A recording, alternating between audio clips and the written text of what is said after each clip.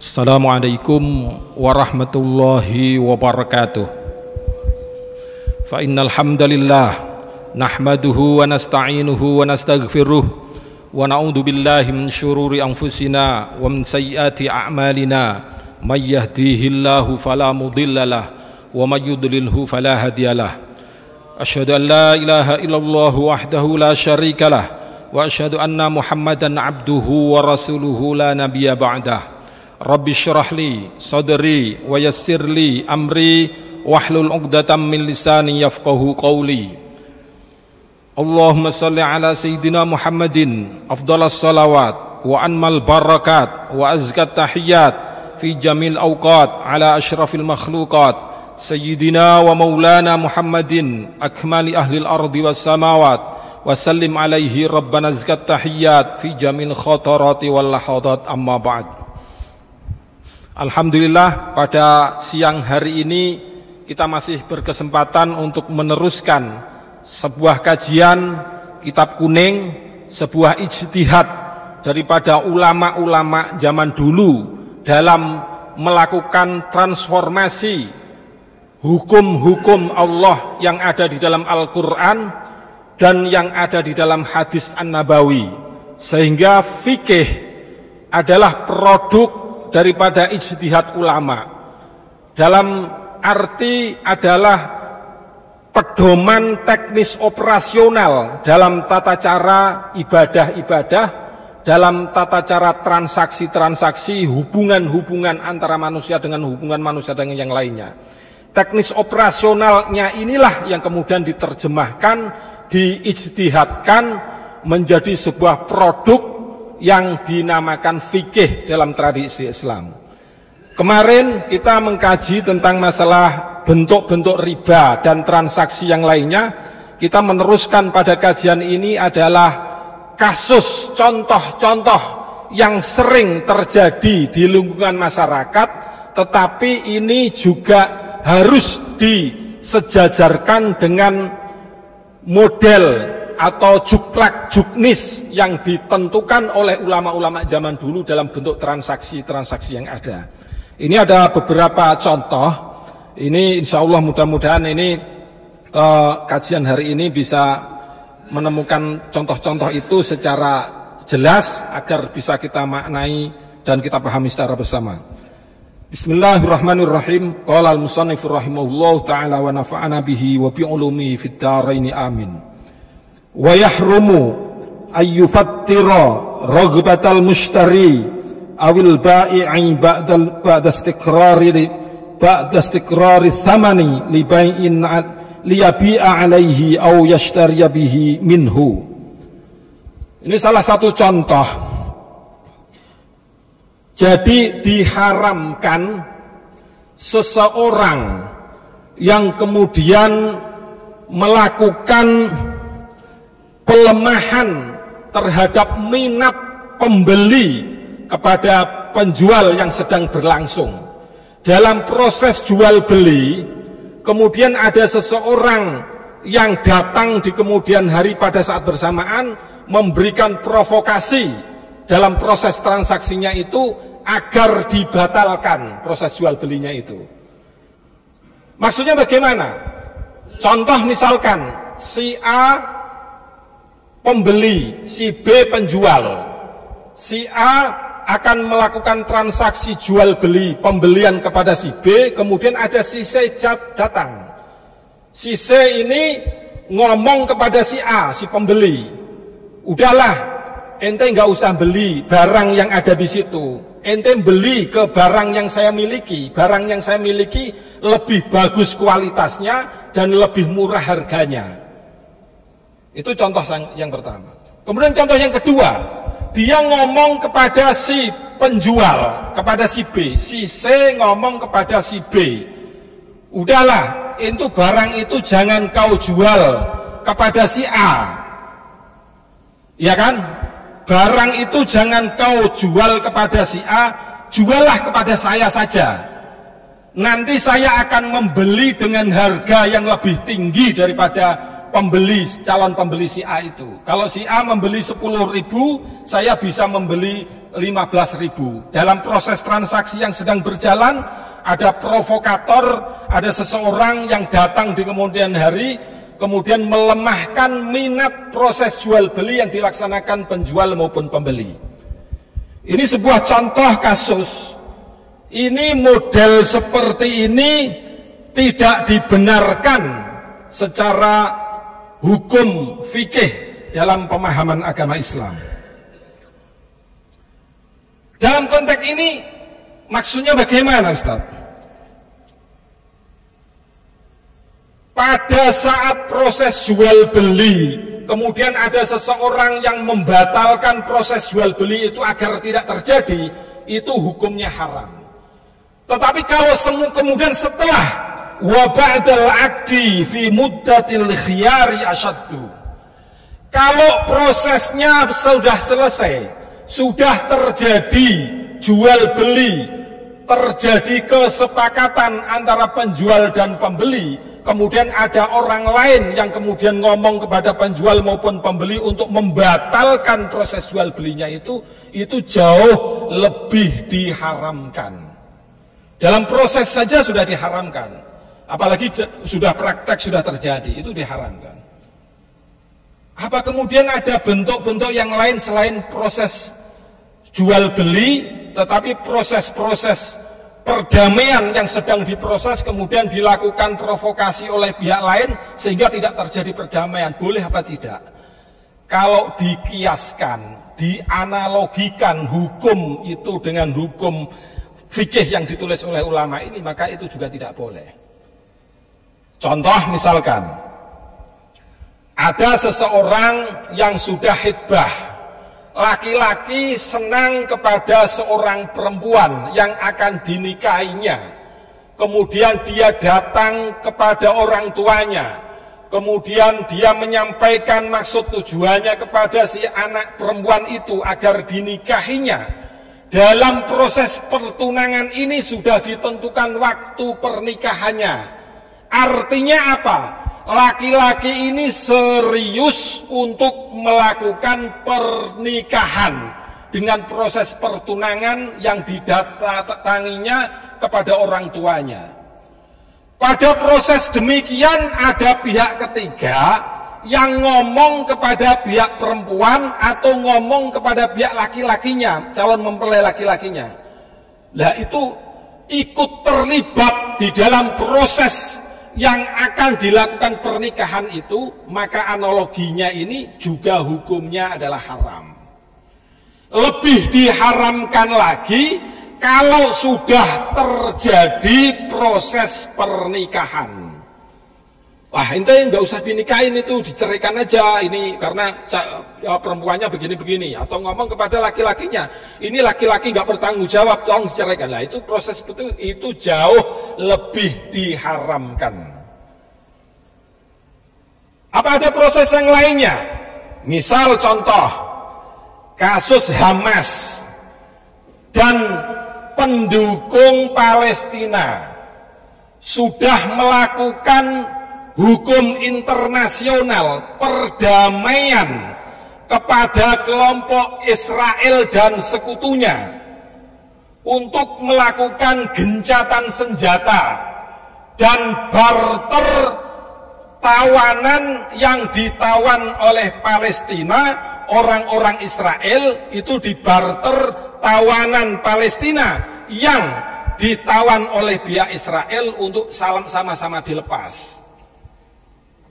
Sudah sepakat seperti itu, kemudian ada sebuah organisasi atau sebuah negara lain ikut terlibat membatalkan proses perdamaian atau persetujuan dalam hukum internasional seperti itu. Itu kalau dianalogikan, dikiaskan dengan hukum ini, maka itu adalah hukumnya adalah haram. Tidak boleh untuk dilaksanakan. Itu contoh yang pertama, kasus-kasus kejadian yang pertama. Kemudian yang kedua, wa yashtariyat ta'ama waqtal ghala'i wal hajati liyahbisahu wa yabi'uhu bi aghla.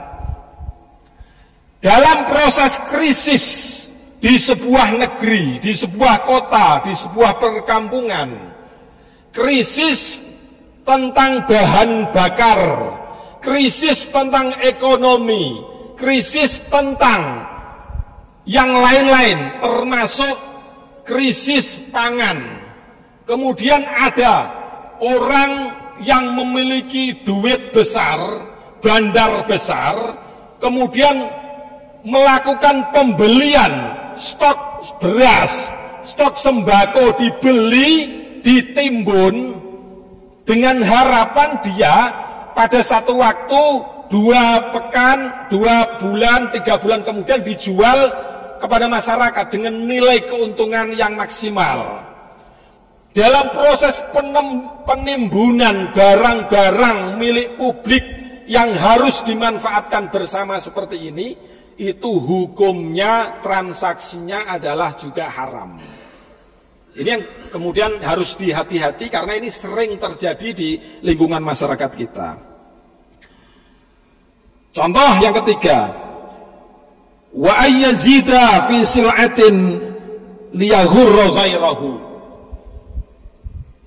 Jadi bukan penjualnya, bukan pembelinya yang nilainya haram, tetapi ada pihak ketiga, entah itu namanya mediator atau namanya provokator atau orang lain yang tidak memiliki nama yang lain.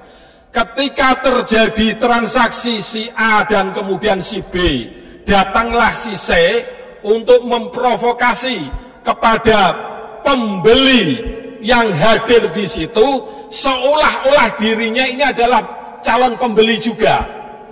Misalkan si A menjual tanah seluas 1 hektar kepada si B. Si B adalah calon pembeli, dihargai 10 miliar karena ini tanahnya di kota, jadi agak mahal. Si B ditawarkan dengan harga 10 miliar. Datanglah si C.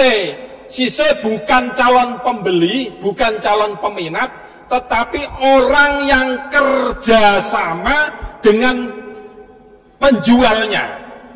Ngompor-ngompori kepada calon pembeli bahwa saya sudah berani dengan harga 9 miliar. Jadi kalau kau membeli dengan harga 8 miliar, saya siap akan membeli dengan harga 9 miliar. Ditawarkan 10 miliar. Ini orang ini provokator, bukan calon pembeli, tetapi ngojok-ngojokin untuk melakukan seolah-olah dia menawar dengan harga tawaran yang tinggi dengan harapan calon pembeli ini menawar dengan harga yang lebih tinggi, dengan harapan ditawar dengan harga 9,5 miliar.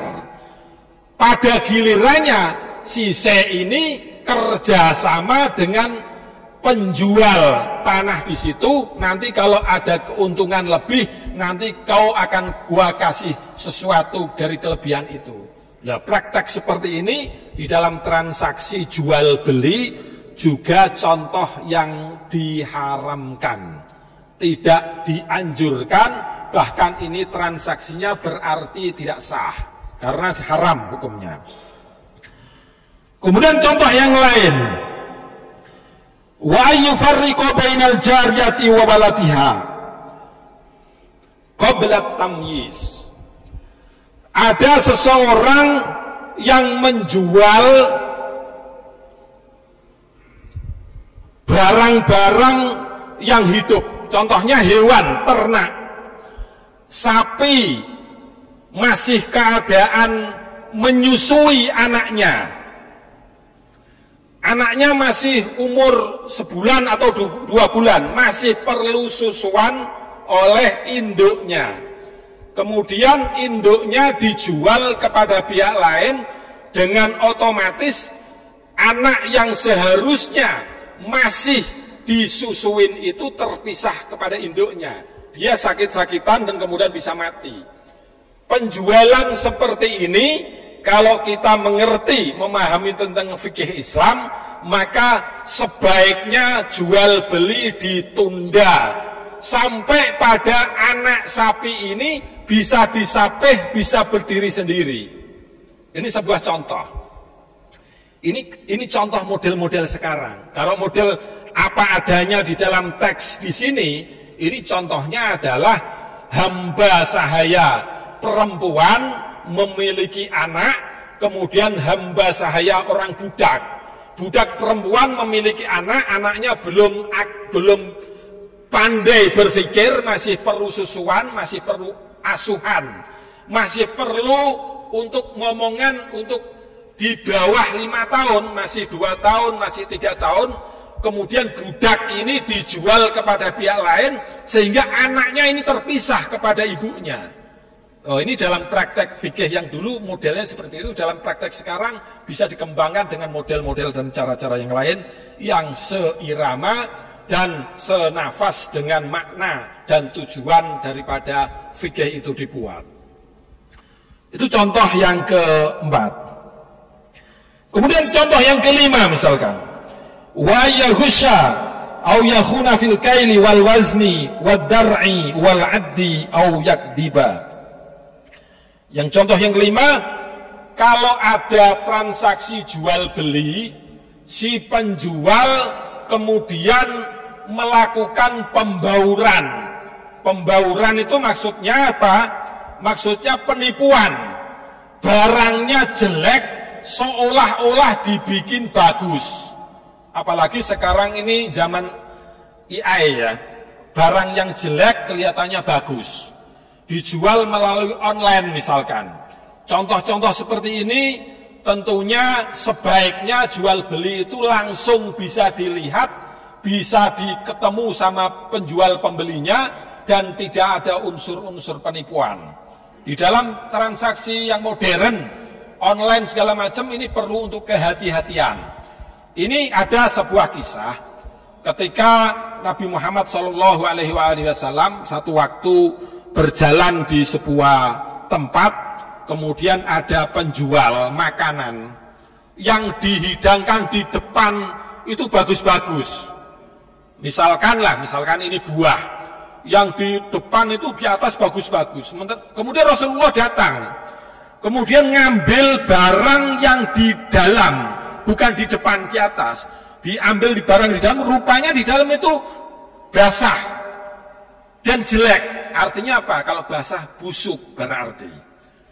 Kemudian Rasulullah menanyakan kepada si penjual, loh kenapa ini barang ini kok nggak kau sampaikan deretan ke depan apa adanya? Nah, itulah.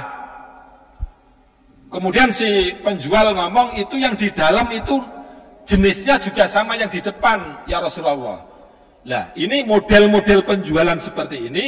Maka kemudian Rasulullah menyampaikan ada salah satu hadis yang kemudian menyatakan la yahtakirun illa khati'un. Jadi orang-orang yang melakukan model transaksi maupun seperti itu, jadi Rasulullah mengatakan intinya begini.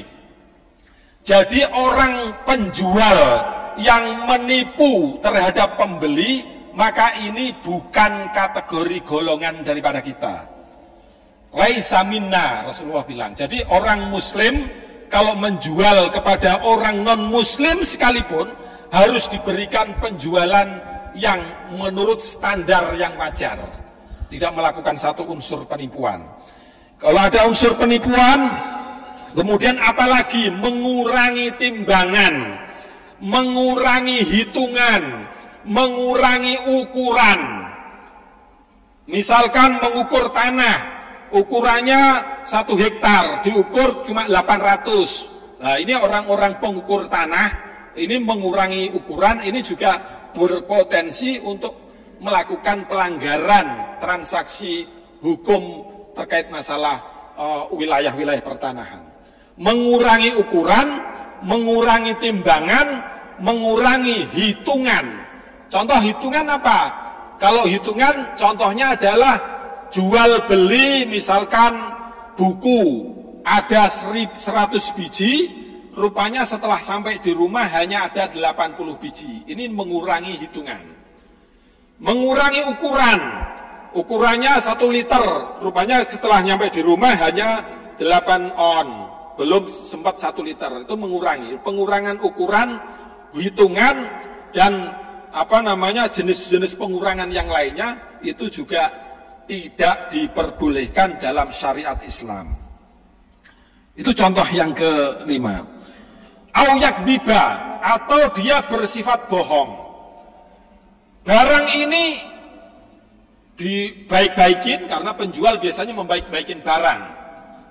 Kalau sebaiknya penjual itu menyampaikan, yang saya jual ya apa adanya seperti ini. Kalau kau suka, kau ridho terhadap apa yang saya jual ini, ya silahkan. Tapi biasanya yang terjadi di lapangan, ini penjual ini membaik-baikan barang yang dijual. Sementara pembeli biasanya melakukan langkah sebaliknya, menjelek-jelekan barang yang dijual.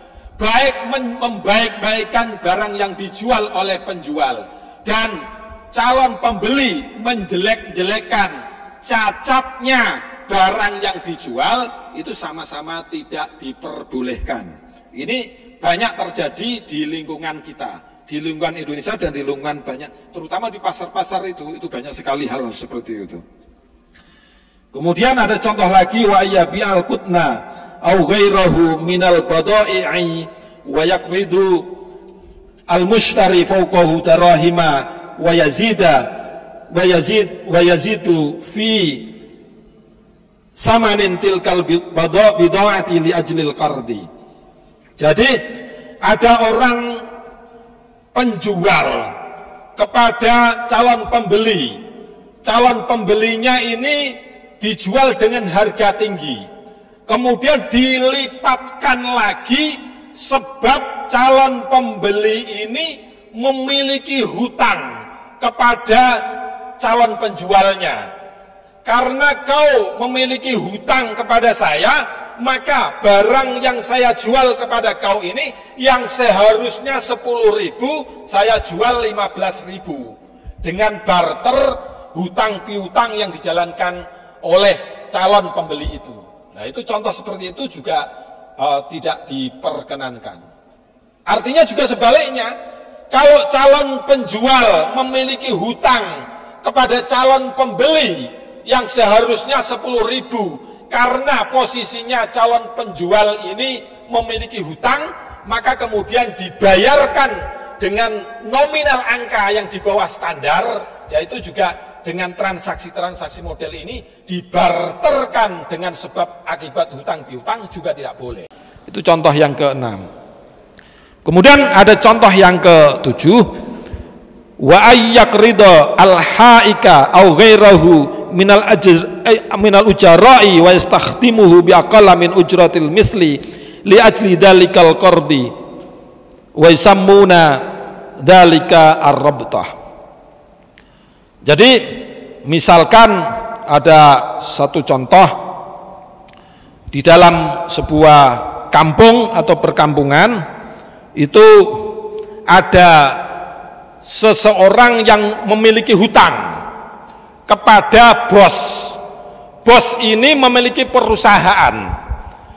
Orang calon yang punya hutang ini ingin bekerja di perusahaan sebagai karyawannya. Hutang piutang yang pernah terjadi antara bos dengan calon karyawan ini dibarter dengan jasa yang dimilikinya, jasa servis, jasa apa, tetapi dibayar tidak sesuai bayaran yang normal. Orang punya hutang kepada seseorang, seseorang memiliki pabrik, kemudian orang yang hutang ini ingin membayar hutangnya melalui jasa fisik yang dimilikinya. Dia siap menjadi karyawan, tetapi bayaran yang diberikan oleh bos itu kepada seseorang karyawan yang memiliki hutang tadi di bawah standar. Itu juga tidak boleh. Bosnya tidak bisa melakukan dengan perlakuan semena-mena kepada calon karyawan yang dengan inisiatif ingin memberikan pelunasan hutang piutang dengan jasa yang dimilikinya.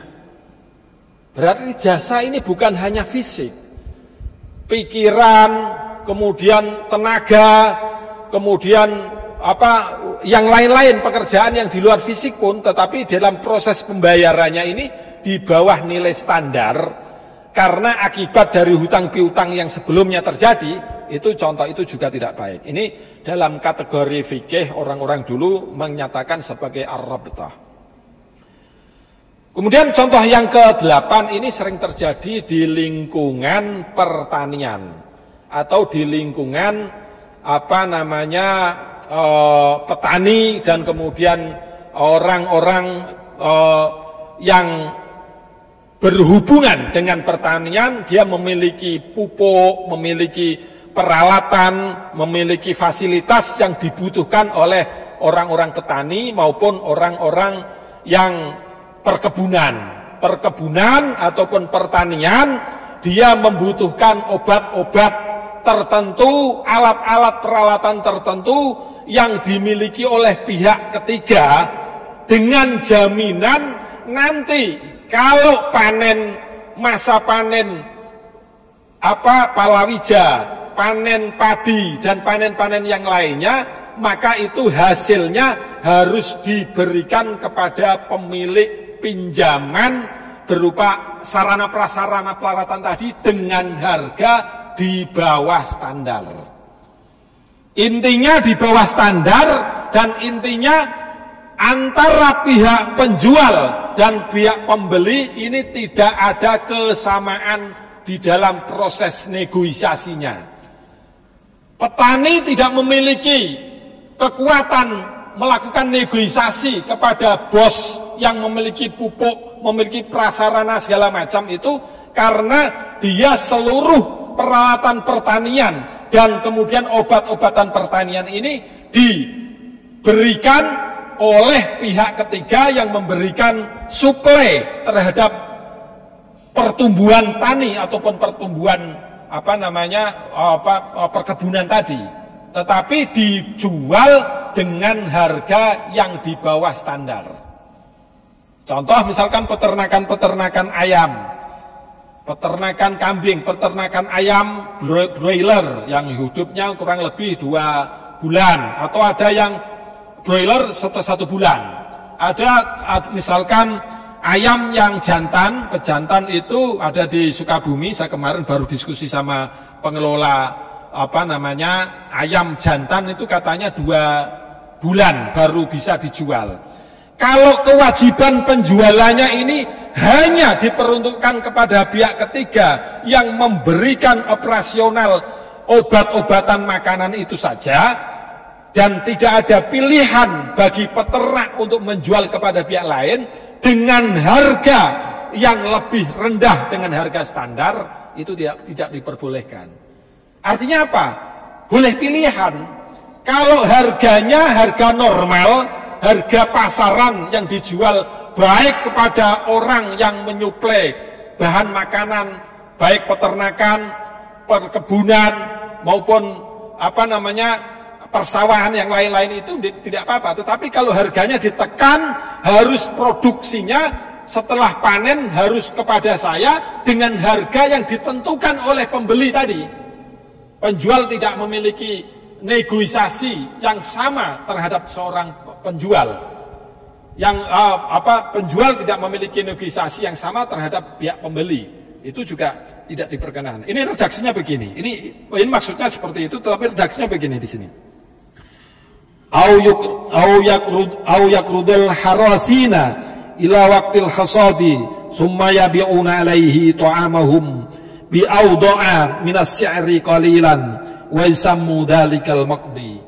Nah, ini redaksinya bahasa Arabnya seperti itu. Makna penjelasannya tadi yang saya jelaskan seperti tadi. Setelah panen harus barang-barangnya itu dijual kepada pembeli yang sudah ditentukan harga dan harganya di bawah standar. Ini kejadian-kejadian di lapangan, meskipun ini ditulis oleh ulama di luar Indonesia, tetapi praktek ini banyak terjadi yang ada di Indonesia. Ini dalam transaksi ini biasa disebut ijon. Kalau dalam praktek di desa-desa itu sering terjadi seperti itu. Nah, bagaimana caranya agar proses ini tidak dianggap haram? Kalau mau seperti itu, modelnya adalah kerjasama. Kerjasama pertanian, kerjasama perkebunan, kerjasama peternakan. Jadi kalau ada suplai bahan-bahan yang dibutuhkan oleh ternak-ternak tadi dimakan, kemudian ada rugi, maka ditanggung oleh mereka berdua, calon pembeli dan calon penjual tadi, tapi hubungannya adalah kerjasama. Kalau untung dijual dengan keuntungan laba yang dibagi secara bersama, itu lebih barokah. Itu jelas lebih barokah seperti itu, karena memang pada dasarnya jual beli itu adalah antarodin. Sikap yang diberikan oleh pembeli itu juga harus sikap yang adil untuk penjual. Demikian pula sebaliknya, penjual menjual barang-barang kepada pembeli itu setelah terjadi itu tidak cemberut, harus senang, antarodin. Itu rumusnya seperti itu. Kalau menghilangkan esensi jual beli yang antarodin, saling memiliki kerelaan terhadap proses jual belinya ini, maka itu dikhawatirkan tidak sah, bahkan itu menjadi haram, keharaman terhadap masalah-masalah itu. Ini contoh-contoh yang terjadi. Wakada jumlatun min muamalati ahli hadaz zaman wa aktsaruha kharijatun an qanun syar'i. Ini dijelaskan oleh mu'allif di sini. Ini pada zaman saat ini telah banyak terjadi transaksi yang di luar hukum-hukum agama yang sudah diatur secara khusus.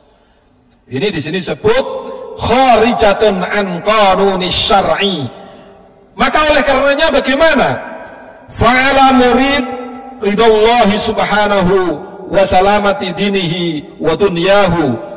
Bagi orang-orang calon penjual maupun calon pembeli yang ingin mendapatkan ridho dari proses transaksi jual belinya ini, yang harus dilaksanakan adalah ayyata'allama ma yahillu wa ma yahrumu min alimin wara'in nasihin syafiqin ala dinihi.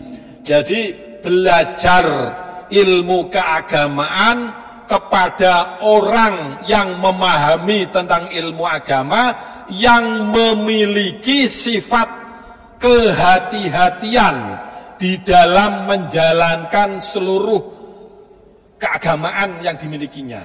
Jadi orang pintar, orang alim yang memiliki sifat warok, kehati-hatian di dalam menjalani proses keagamaannya.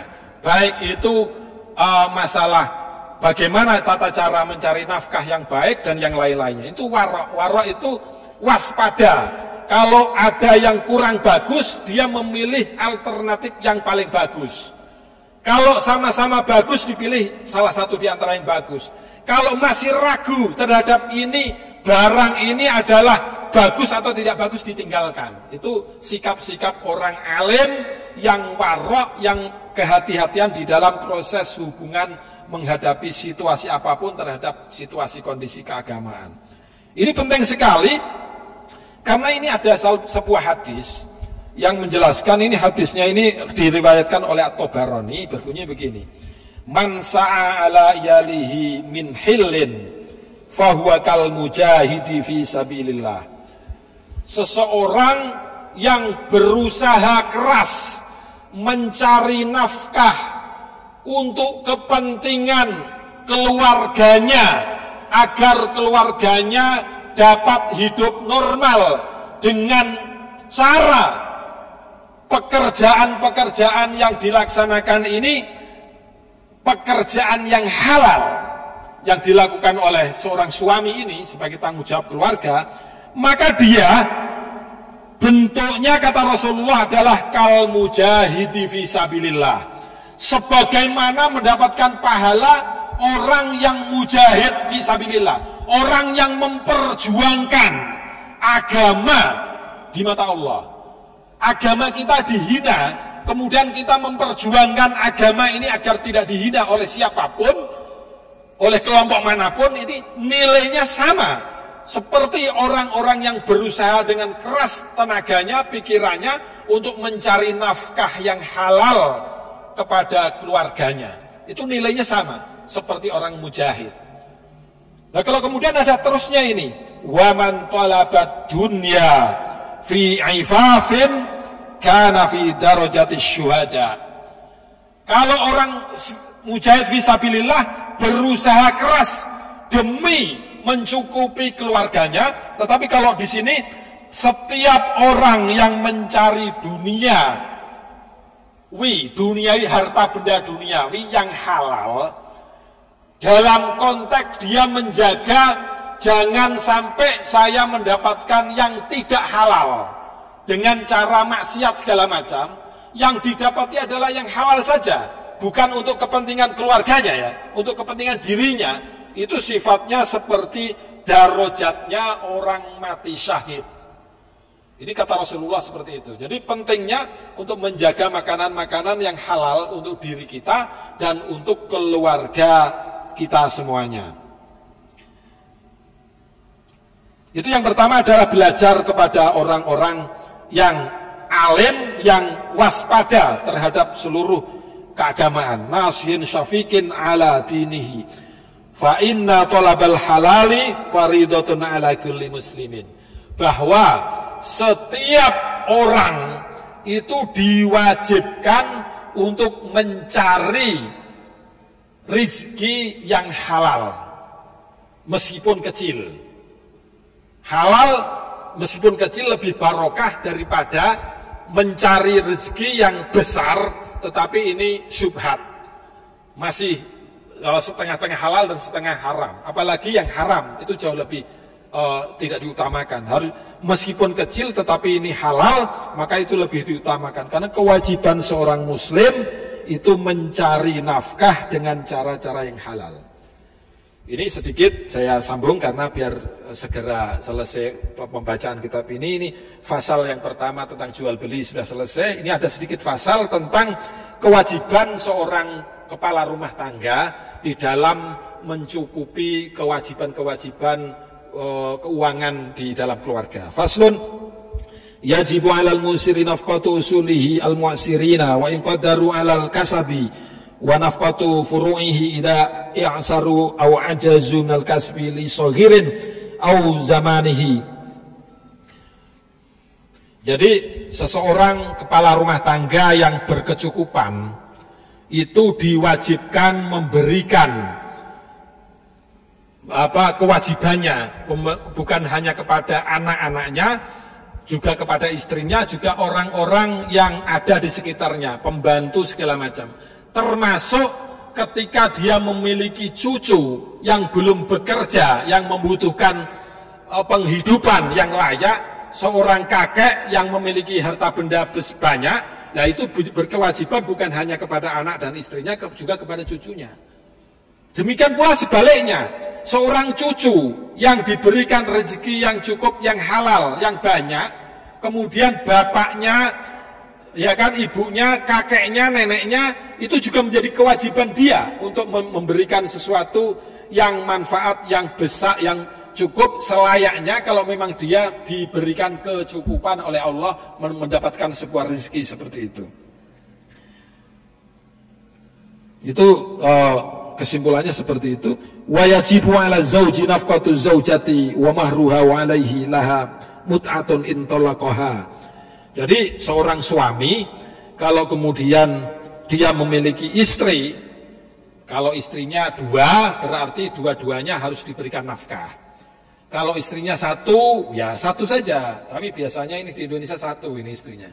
Biasanya yang dua itu atau tiga atau empat itu disembunyikan atau tidak disembunyikan dari istri yang pertama.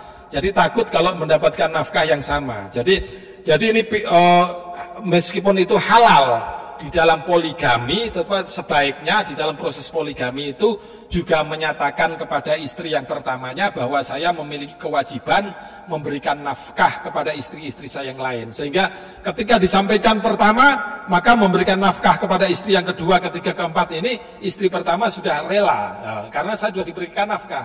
Karena nafkah itu bukan hanya lahir, tetapi batin juga. Jadi itu kalau memiliki istri-istri yang lain selain satu itu seperti itu. Kalau saya sih belum berani gitu, Ustaz. Karena berat, punya istri lebih dari satu itu urusannya panjang. Bukan hanya sekedar nafkah, tapi juga harus banyak menyampaikan maaf. Kalau nanti istri pertama marah, harus menyampaikan kata maaf. Itu tidak cukup biasanya seperti itu. Dan kalau kemudian dia menceraikan seorang istrinya, jadi orang yang menceraikan kepada istri yang pernah menjadi istrinya itu setelah dicerai itu harus diberikan nafkah, kecukupan uang ataupun kehidupan yang layak. Maka saya sependapat dengan proses ini. Mahkamah Agung dulu itu pernah memutus perkara yang itu katakanlah istrinya Ustadz Abdus Somad, punya istri dicerai dan kemudian diputus oleh Mahkamah Agung. Rupanya Ustadz Abdus Somad ini diberikan kewajiban untuk membiayai bekas istrinya ini setiap bulan sekian-sekian. Itu berarti cocok sesuai dengan prinsip keagamaan di dalam fikih Islam klasik. Itu hormat kepada hakim majelis Mahkamah Agung yang memutus perkara itu rupanya persis seperti yang ada di dalam kajian-kajian kitab-kitab klasik yang telah disampaikan oleh para ulama yang dahulu. Wa ala malikil abdi wal bahaimi nafaqatuhum wa alla yukallifahum minal amali ma la yutiqunahu. Jadi kalau orang memiliki karyawan, orang memiliki budak, kalau dulu itu budak, kalau saya katakan sekarang ini karyawan lah. Pimpinan karyawan memiliki banyak karyawan, karyawan ini jangan diberikan tugas-tugas yang melebihi kekuatan dia. Contohnya misalkan, pimpinan karyawan mulai kerja yang normal itu jam 8 sampai jam 4 sore. Kemudian dikasih beban kerja sampai jam 8 malam. Melebihi itu tanpa diberikan operasional tambahan oleh bos yang tadi. Nah itu nggak boleh juga, itu dolim namanya. Ini hal seperti itu tidak diperbolehkan. Memberikan nafkah ataupun memberikan gaji, memberikan insentif itu sewajarnya sesuai dengan kondisi nominal angka yang ada di dalam wilayah-wilayah tertentu. Itu kalau di bawah itu, di bawah standar UMR, di bawah standar, itu berarti dolim terhadap karyawan yang ada di situ. Apalagi dipekerjakan di luar jam kerja yang seharusnya jam 4 ataupun jam 5, karena ini pihak swasta, kadang-kadang dia melakukan upaya-upaya pekerjaannya yang penting jadi, tetapi dibayar serendah-rendahnya. Ini kadang konsep-konsep itu bertentangan dengan konsep yang terjadi di lapangan.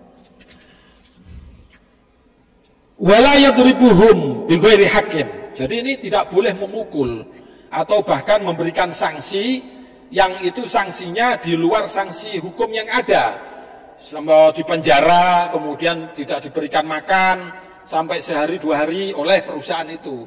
Yang boleh menghukum di luar hukuman-hukuman itu adalah aparat penegak hukum, karena dia tidak memiliki kapasitas sebagai aparat penegak hukum.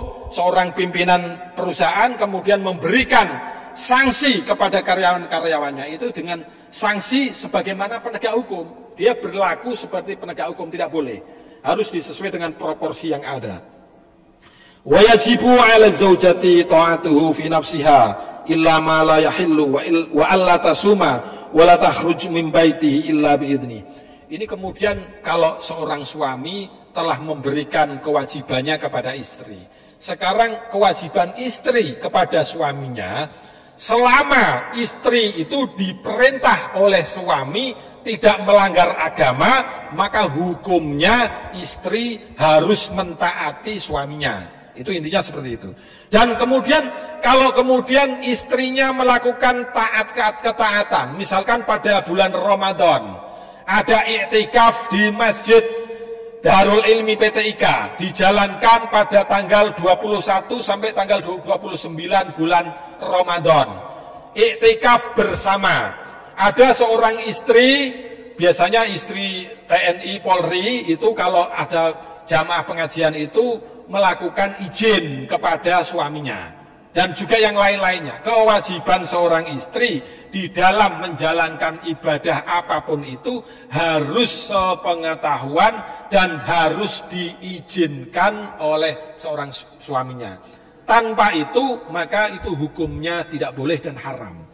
Maka mudah-mudahan istri kita, anak-anak kita, bisa kita didik keagamaan yang baik, dan mudah-mudahan kita menjadi pemimpin yang bisa mencari nafkah yang halal, yang secara tegas bisa berusaha untuk memberikan nafkah itu kepada keluarga kita ini dengan sekuat tenaga, sehingga kita bisa mencapai derajat seorang mujahid dan derajat sebagai seorang syuhada. Itu kira-kira kajian kita kali ini, mudah-mudahan ada manfaatnya. Terakhir, karena ini menjelang Idul Adha, kita doakan semoga seluruh jamaah haji di tanah air yang di Makkatul Mukarramah dan Madinah sekarang saat ini, dan sampai proses berakhir bisa menjadi haji yang mabrur, yang kemudian bisa menjalankan rukun-rukunnya dengan baik dan bisa menjadi manusia-manusia yang lebih bermanfaat. Mudah-mudahan kembali dalam keadaan sehat walafiat seluruhnya, khusus di jamaah haji Indonesia dan seluruh jamaah haji Indonesia di dunia. Alaniyatan qabul bisirril Fatihah.